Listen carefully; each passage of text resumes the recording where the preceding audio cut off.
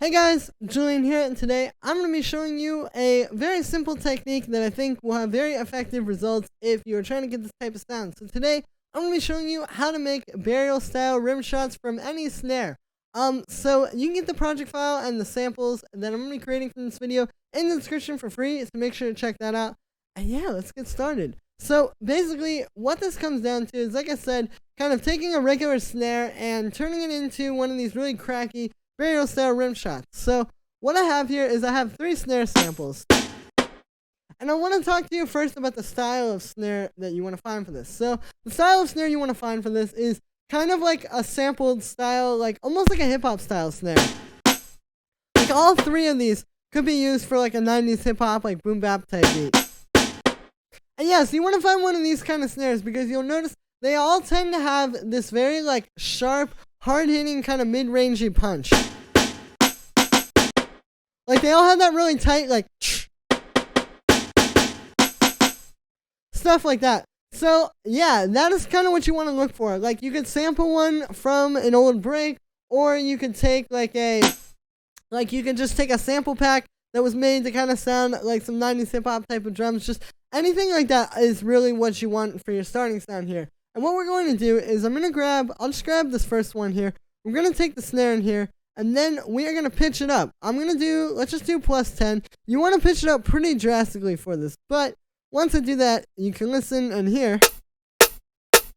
We've already got almost a sound. Now the last step here is to just kind of shape it with the envelope here. And there you go, you can hear. You have a pretty good kind of like burial style rim shot. And so from there, there's a bit of processing I would usually do. Like, I like to add some EQ and maybe do like, just kind of cut the low end a bit, maybe cut some highs as well.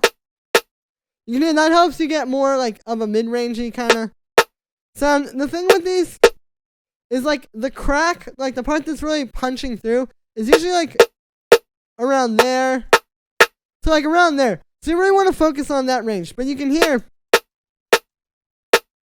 There you go. Once you pitch it up and kind of like dial it back with a bit of EQ, you can get a pretty good sound out of this. And it's a really good way to make your own and have them sound really unique. So from here, you know, usually I'll do like a bit of saturation, like give it some drive.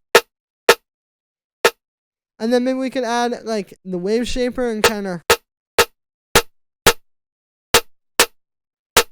give it more of that crunchy sound. But yeah, just kind of like playing around with these kind of snares and putting them through similar processing to this is a really good way to do this. And I'll show you with another one here. Like, let's get this one because it's pretty different from that one I just did. So we'll take this.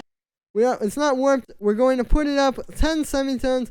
10 semitones is just kind of like an approximation as well. You could do 11 or 12 or even like 13. I mean, just anything really that's really high pitched from the like that. But yeah, so from there, then we will get the envelope.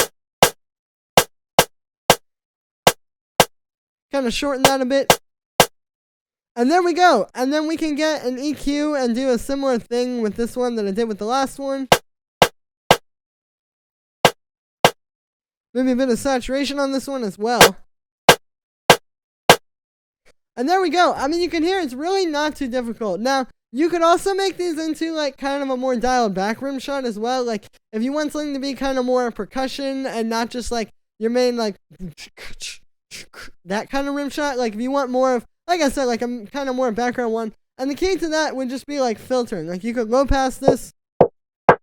You can use that as like a background rim shot. You could band pass it as well, which works pretty well. You know, something like that maybe. Or like that. You can put a little bit of reverb on it. You know, just stuff like this that kind of takes it to the background. But the main goal of this video was I just wanted to show you like how versatile this can be and really how easy it is to make these kind of rim shots. I mean, you gotta think about it, like when you find a rim shot like this in a sample pack, like you're looking through for like Future Garage, burial style rim shots, whatever you're looking for, like those samples had to come from something. Like somewhere along the line in, let's just say the past 10 years or so. I guess if you're watching this in the future, maybe not in the past 10 years or so. But as of now, in the past 10 years or so, like, when all these samples were being made, like, they had to be made out of something. Like, they didn't just create them out of thin air. They didn't just, like, magically transfer the sound from their brain into the sample packs. Like, these were made in some type of way, and this is how you do it. Is by taking like a snare like this that's kind of like got that sampled feel to it, where it just is very like tight and kind of cracky, and then just take it and do some simple things to it and try to make it a bit tighter, and that's really how you get a rim shot. So from there, yeah, like I said, not too difficult. So that's really it for this one. I don't have a whole lot else to say. I just want to show you guys this technique really quick and kind of plant some ideas in your mind.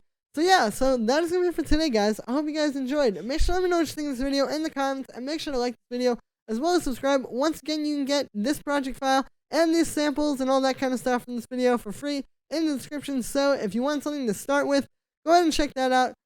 Thank you so much, everybody, and I will see you tomorrow with another video.